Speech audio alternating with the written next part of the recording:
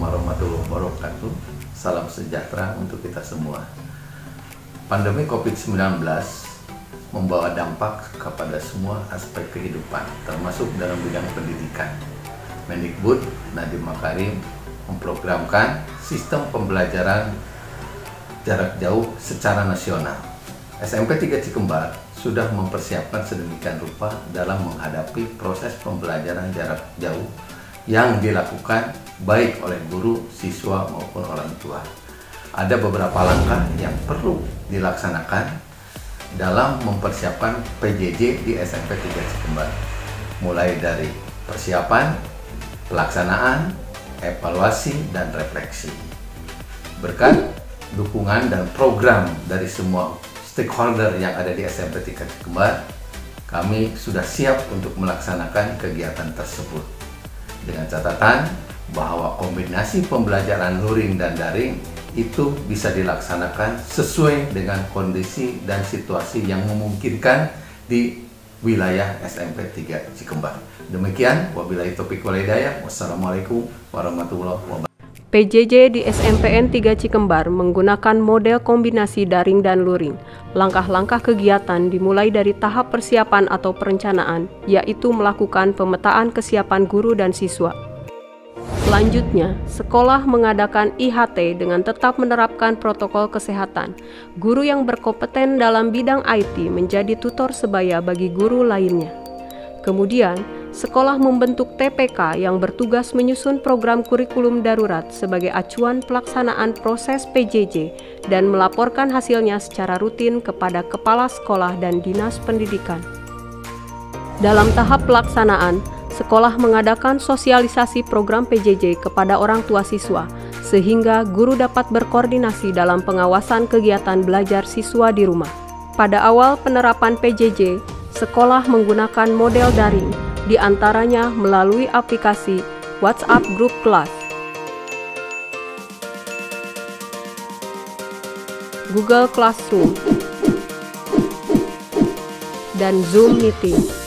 Berikut ini contoh pembelajaran yang dilaksanakan melalui Zoom Meeting.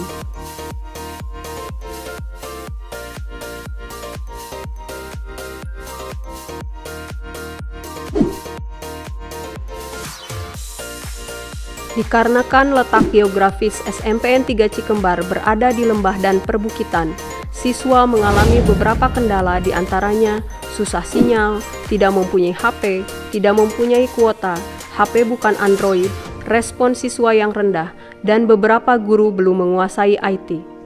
Ini adalah contoh salah satu siswa yang mengalami kendala susah sinyal.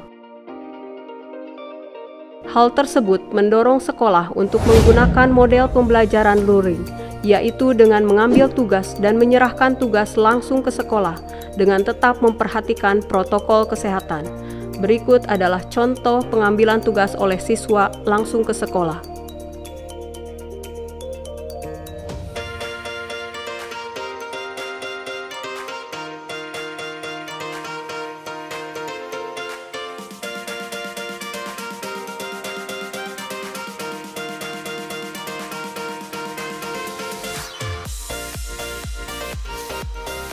Dan ini adalah contoh pengumpulan tugas langsung ke sekolah.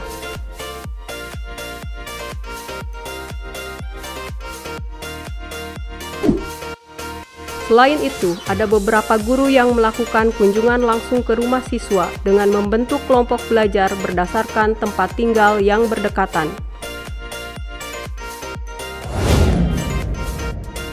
Dalam tahap monitoring dan evaluasi, guru melaksanakan rapat evaluasi PJJ setiap bulannya untuk melaporkan perkembangan proses pembelajaran siswa secara daring dan luring, serta menentukan tindak lanjut PJJ berikutnya.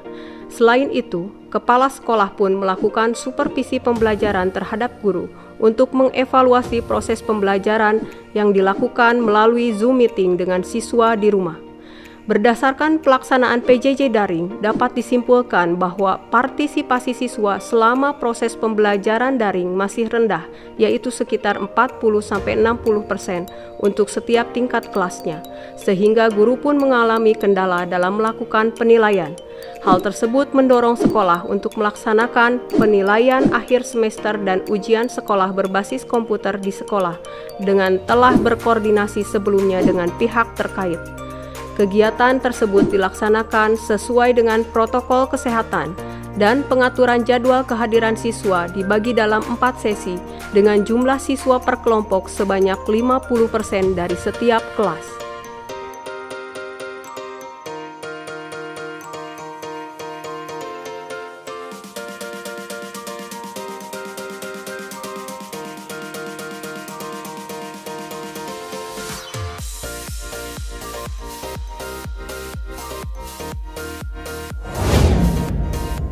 Dari pelaksanaan penilaian semester berbasis komputer di sekolah, terlihat partisipasi siswa dapat mencapai 100%.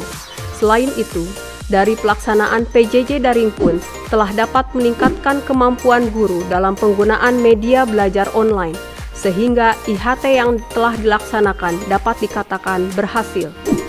Untuk tahap refleksi, guru diminta untuk membuat HLR atau Home Learning Report setiap bulannya. Dan selanjutnya, kumpulan HLR tersebut digunakan oleh TPK untuk bahan laporan PJJ rutin ke Dinas Pendidikan. Dari hasil refleksi tersebut, sekolah membuat rencana tindak lanjut yang akan digunakan dalam perbaikan proses PJJ selanjutnya. Selain itu, sekolah pun mendapat kunjungan pengawas pembina dalam rangka verifikasi persiapan tatap muka terbatas yang sudah direncanakan dalam RTL. Berdasarkan kegiatan PJJ yang telah dilakukan, sekolah terutama guru dan siswa dapat merasakan perubahan yang cukup signifikan dan menemukan hal baru dari pembelajaran menggunakan media online. Berikut testimoni guru, siswa, dan orang tua siswa tentang PJJ di SMPN 3 Cikembar. Assalamualaikum warahmatullahi wabarakatuh. Nilai positif yang kami rasakan selama pembelajaran jarak jauh, yang pertama, penguasaan IT lebih meningkat dibandingkan sebelumnya.